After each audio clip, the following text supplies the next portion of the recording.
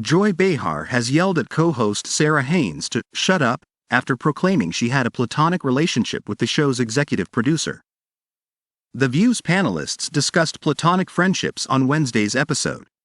While talking about several instances where some of the hosts were friends with the opposite, executive producer Brian Teta was brought into the mix.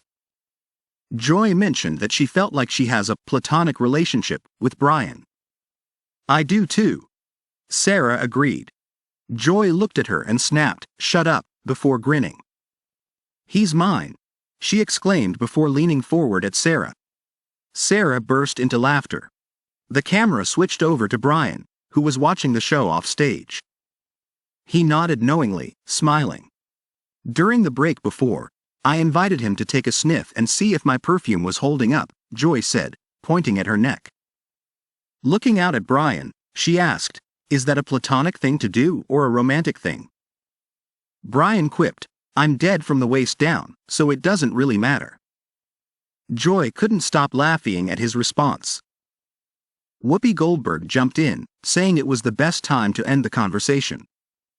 Meanwhile, Joy made a snarky remark on a recent episode of The View.